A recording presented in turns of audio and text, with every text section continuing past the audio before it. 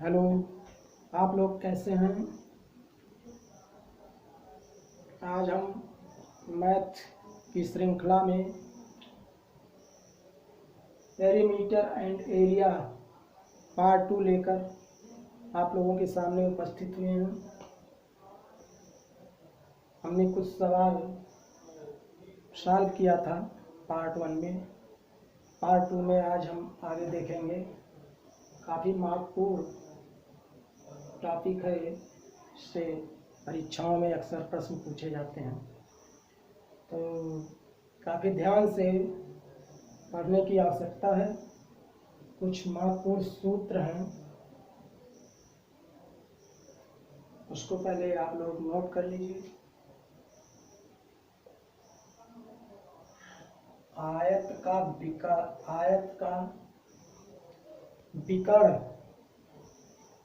का विकर्ण equal to under root लंबाई का वर्ग प्लस चौड़ाई का वर्ग। ये आयत का विकर्ण का फार्मूला है। ऐसे ही वर्ग का विकर्ण इक्वल टू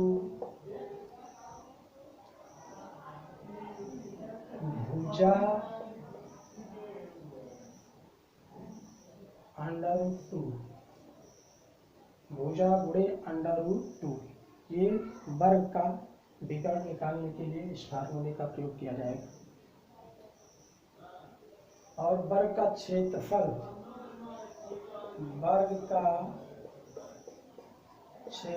बराबर एक होता है भुजा स्क्वायर। इसको हम लिखवा चुके हैं पिछली क्लास में। और अगर विकर्ण दिया हो और वर्ग का क्षेत्रफल निकालना हो तो वर्ग का क्षेत्रफल बराबर होता है विकर्ण का स्क्वायर अपॉन 2। ये अगर विकर्ण दिया हो तब वर्ग का क्षेत्रफल निकालने के लिए इस फार्मूले का प्रयोग किया जाएगा। ऐसे समचतुर्भुज का क्षेत्रफल समचतुर्भुज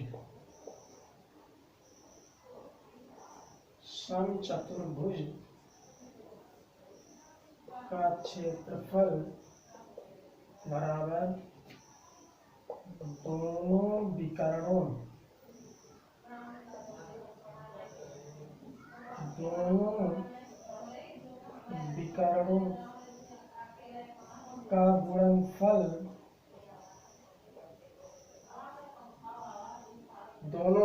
का गुणनफल बटे 2। समचतुर्भुज का क्षेत्रफल। समचतुर्भुज क्या होता है? समचतुर्भुज की चारों भुजाएं बराबर होती हैं और समचतुर्भुज के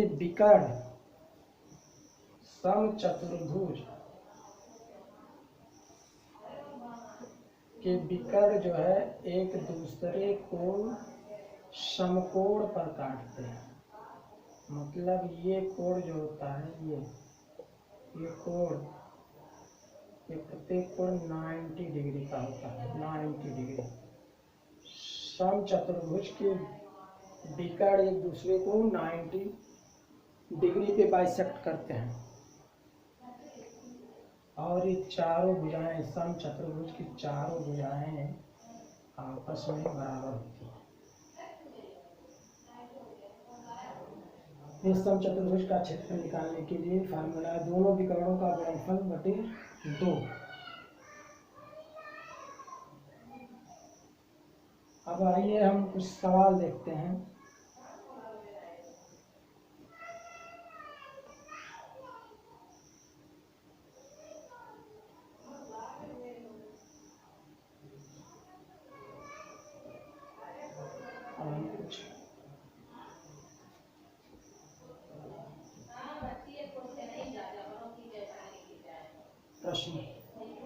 क्वेश्चन सॉल्व करेंगे।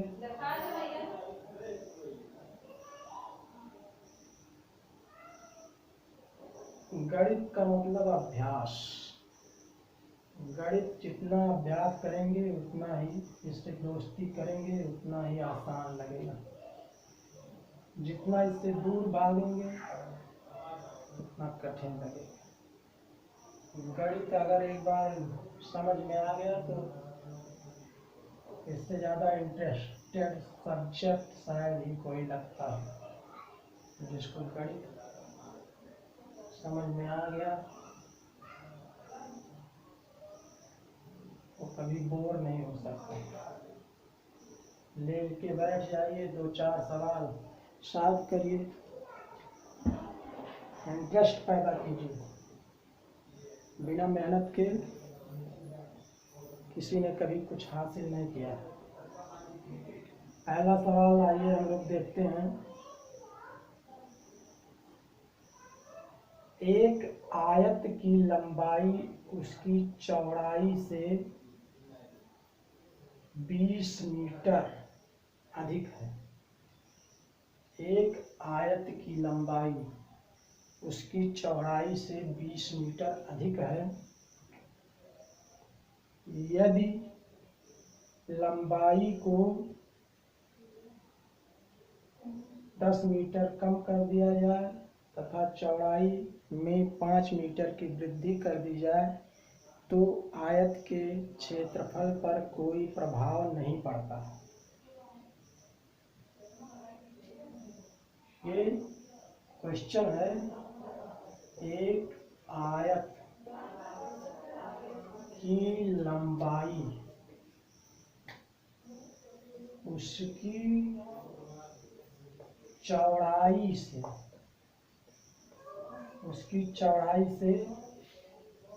20 मीटर अधिक है।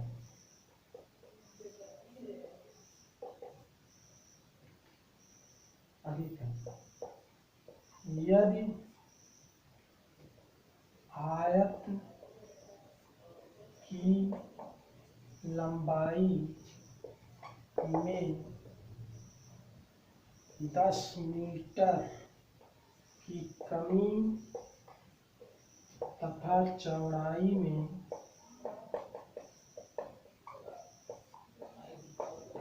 5 मीटर की वृद्धि कर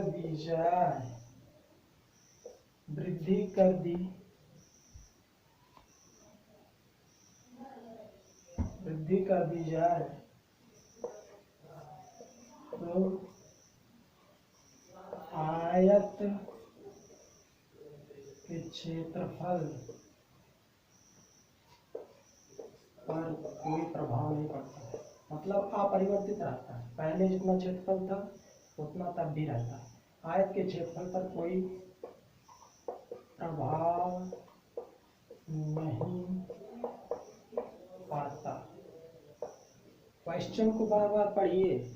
क्वेश्चन को पढ़ेंगे तो आधा सवाल समझ में खुद ब खुद आ जाएगा। जब प्रश्न समझ में आ जाएगा तभी प्रश्न को सॉल्व कर पाएंगे। क्या कह रहा है? एक आयत की लंबाई उसकी चौड़ाई से 20 मीटर अधिक है। आयत की लंबाई चौड़ाई से 20 मीटर अधिक है।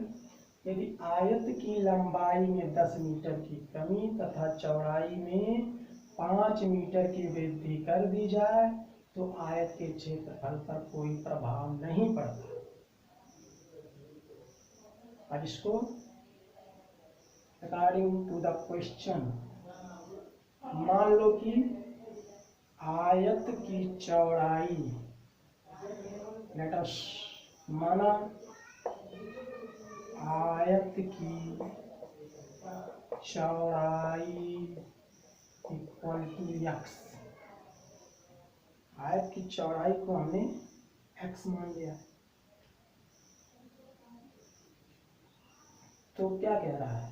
आयत की लंबाई चौड़ाई से 20 मीटर अधिक है।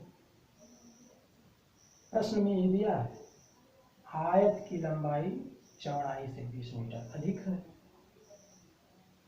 तो चौड़ाई x है तो लंबाई कितनी हो जाएगी? प्रश्नानुसार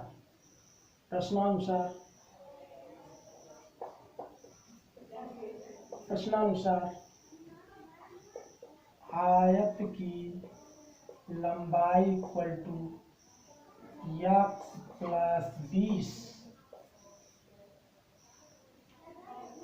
प्लस 20 मीटर अधिक है लंबाई चौड़ाई से। प्रश्न में ही कह रहा है, हमें कुछ करना नहीं है। प्रश्न को अगर समझ गए तो आप सॉल्व कर ले जाएंगे। अब कह रहा है कि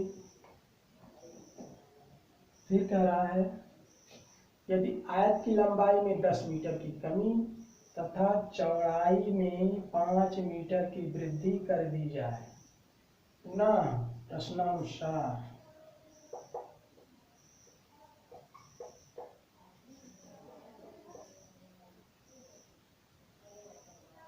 आयत की लंबाई में 10 मीटर की कमी तथा चौड़ाई में 5 मीटर की वृद्धि कर दी जाए तो आयत के क्षेत्रफल पर कोई प्रभाव नहीं पड़ता। आयत का क्षेत्रफल क्या होता है? आयत का क्षेत्रफल इक्वल लंबाई गुणे चौड़ाई। आयत का क्षेत्रफल कैसे निकालते हैं? आयत की लंबाई और आयत की चौड़ाई का आपस में गुणा करते हैं। तो यहाँ पे आयत की लंबाई कितनी है? शुरू में x प्लस 20। अब इसमें चौड़ाई, ये लंबाई गुणे चौड़ाई, यही तो क्षेत्रफल होगा गुणे x बराबर आयत की लंबाई में 10 मीटर की कमी, तो x प्लस 20 माइनस 10, यही तो लंबाई है आयत की। इसमें कह रहा है 10 मीटर की कमी कर दो और चौड़ाई में 5 मीटर की वृद्धि, चौड़ाई x उसमें 5 मीटर की वृद्धि कर दो। तो आयत के क्षेत्रफल पे कोई प्रभाव नहीं पड़ता। मतलब जो पहले आयत का क्षेत्रफल था लंबाई गुणे चौड़ाई, उसी के बराबर ये भी है। There is no difference between this area and this area after the change in width and length. The area will be unchanged.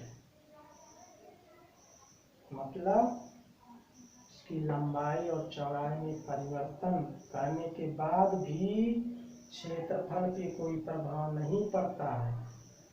जो शुरू में क्षेत्रफल था, प्रारंभिक क्षेत्रफल आयत का, वही बाद में भी है, मतलब दोनों बराबर हैं। तो this area equal to this area, इस इक्वेशन को हमें सॉल्व करना है।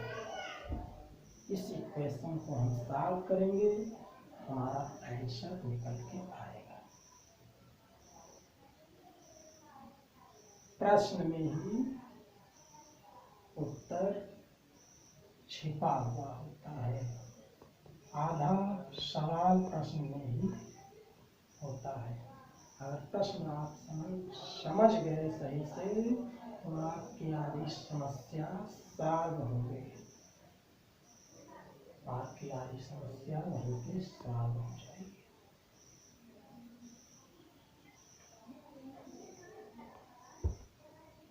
अब इसको सॉल्व कीजिए। x प्लस 20 गुणे x, ब्रैकेट के बाहर x का गुणा बारी बारी से होगा। x का गुणा x में तो x स्क्वायर प्लस x का गुणा 20 में तो 20x 20x इक्वल टू, अब इधर का ब्रैकेट तोड़िए, इसको एक बार लिख दीजिए। x प्लस 20 माइनस 10, 20 में से 10 गया 10, तो x प्लस 10 गुणे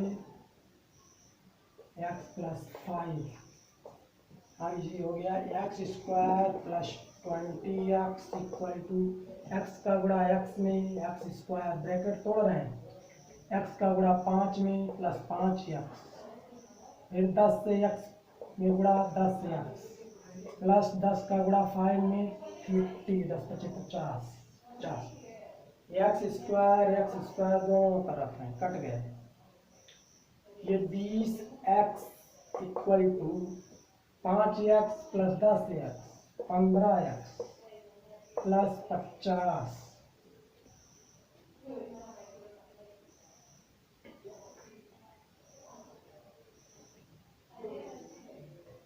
अगर आप समझ गए तो बहुत फास्ट ये स्टेप आप कम कर सकते हैं, केवल सवाल समझने की आवश्यकता। इस सवाल को मैं 1 मिनट के अंदर लगा सकता हूँ, लेकिन आप लोगों को समझाने के लिए विस्तार दे रहा हूँ।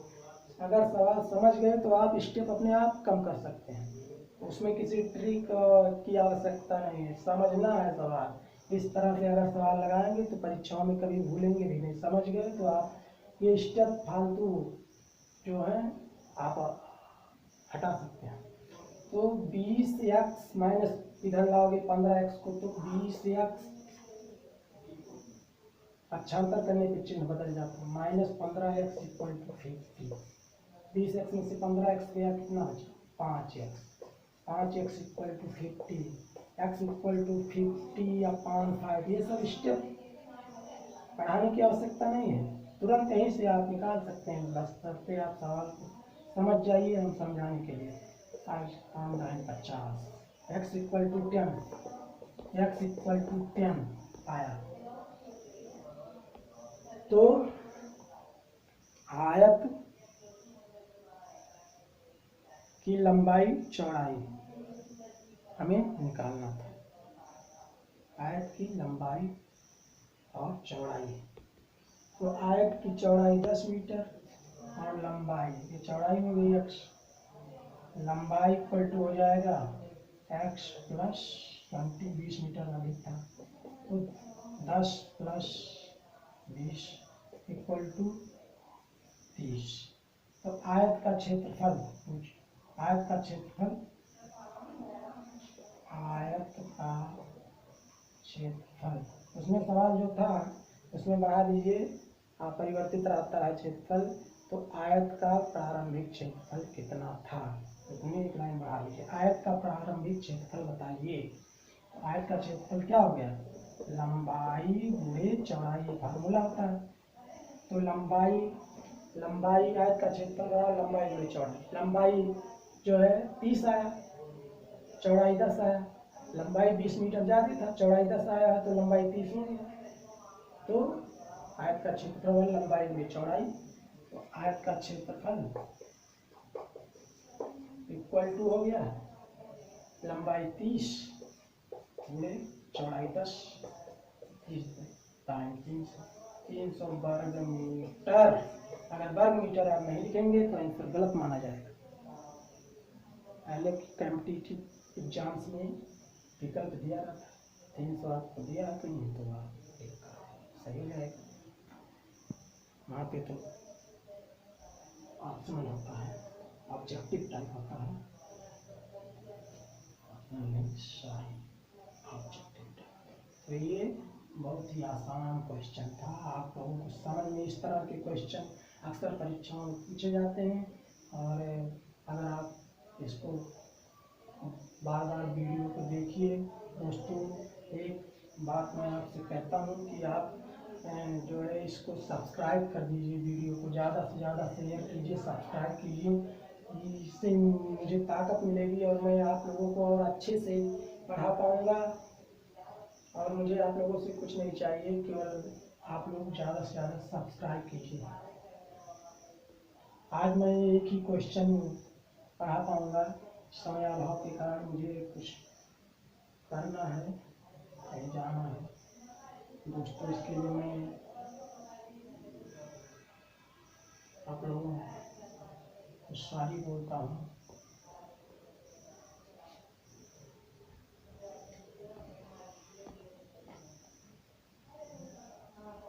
Thank you.